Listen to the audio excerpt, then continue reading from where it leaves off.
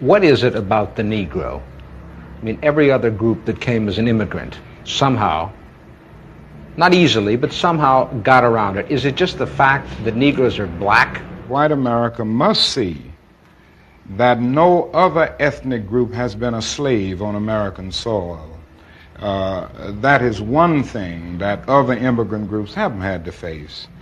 The other thing is that the color became a stigma. American society made the Negro's color a stigma. America freed the slaves in 1863 through the Emancipation Proclamation of Abraham Lincoln, but gave the slaves no land or nothing in reality, and as a matter of fact, to get started on. At the same time, America was giving away millions of acres of land in the West and the Midwest, which meant that there was a willingness to give the white peasants from Europe an economic base.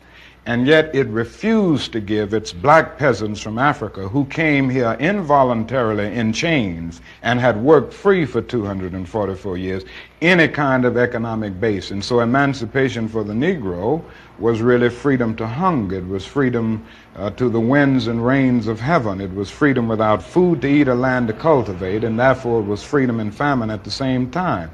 And when white Americans tell the Negro to lift himself by his own bootstraps, they don't look over the legacy of slavery and segregation. I believe we ought to do all we can and seek to lift ourselves by our own bootstraps, but it's a cruel jest to say to a bootless man that he ought to lift himself by his own bootstraps. And many Negroes, by the thousands and millions, have been left bootless as a result of all of these years of oppression and as a result of a society that deliberately made his color a stigma and something worthless and degrading.